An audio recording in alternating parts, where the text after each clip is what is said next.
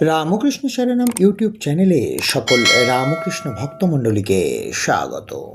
আজকের পাঠের বিষয়, ঈশ্বরকে পাবার জন্য শ্রী শ্রী ঠাকুর কি সত্যিই পাটোয়ারি করলেন? ওং স্থাপকায় চ ধর্মশ্চ সর্বধর্মস্বরূপিণে অবতার বরিষ্ঠায় রামকৃষ্ণায় তে নমঃ। এক হাতে মাটি আর এক হাতে কটা টাকা নিয়ে গঙ্গা তীরে বসেছে।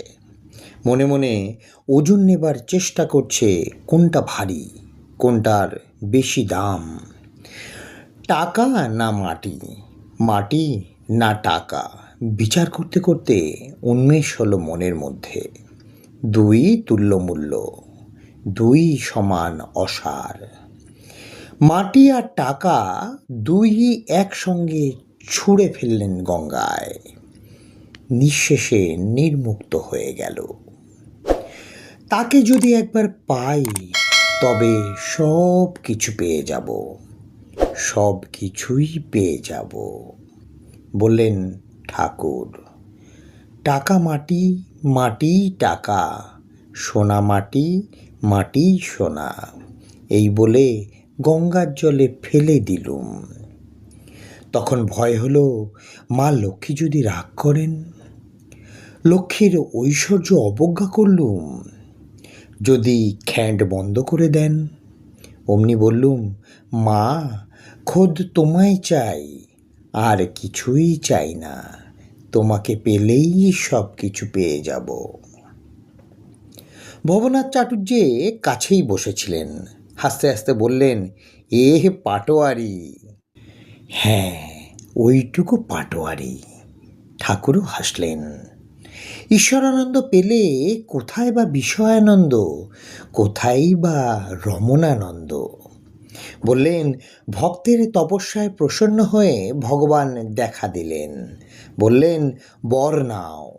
ভক্ত বললে, বর দিন, যেন সোনার থালায় বসে নাতির সঙ্গে ভাত খাই।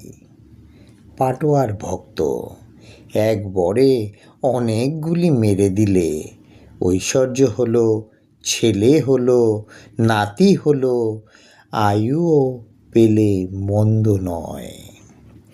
তাই তেমন জিনিস সন্ধান করো যা চরম, যা চূড়ান্ত, যার আর পর তর নেই। নারায়ণ বড় ঘরের ছেলে, অল্প বয়স, ছাত্র, কিন্তু ভগবানে অর্পিত চিত্ত। দক্ষিণেশ্বরে লুকিয়ে লুকিয়ে আসে। দক্ষিণেশ্বরে আসে বলে অভিভাবকেরা মারে, তবু না এসে পারে না। ঠাকুরের কোলের কাছটিতে তার স্থান। মাস্টার মহেন্দ্রগুপ্তকে জিজ্ঞাসা করলেন ঠাকুর, একটি টাকা দেবে? মাস্টার বললেন, কাকে? ঠাকুর বললেন, নারায়ণকে। দেবে? মা কালীকে বলবো? মাস্টার বললেন, আজ্ঞে বেশ তো, দেব। ঠাকুর বললেন, ঈশ্বরে যাদের অনুরাগ আছে তাদের দেওয়া ভালো, তাহলে টাকার সদ্ব্যবহার হয়। সব সংসারে দিলে কি হবে? একদিন ভাবাবেশে গদাধর বলে উঠল মথুরবাবুকে, আজ থেকে হৃদে পুজো করবে। মথুরবাবুর কাছে দৈবাদেশের মতো শোনালো। হৃদয় বসল পূজার আসনে। গদাধরের ছুটি। ছুটি মানে মার জন্য ছোটা ছুটি, মার জন্য কান্না। মাকে নাকি দেখতে যদি কখনো একটু দেরি হয়, আথাল পাথাল করে গদাধর। আছাড় খেয়ে পড়ে যায়। কোথায় পড়ল, আগুনে না জলে, তার জ্ঞান নেই। দম আটকে আটকে আসে, কাটা ছাগলের মতো ছটপট করে। সমস্ত গা ক্ষতবিক্ষত হয়ে যায়, ভ্রুক্ষেপ করে না। মাটিতে মুখ ঘষতে ঘষতে কাঁদে আর চেঁচায়, মা, মাগো।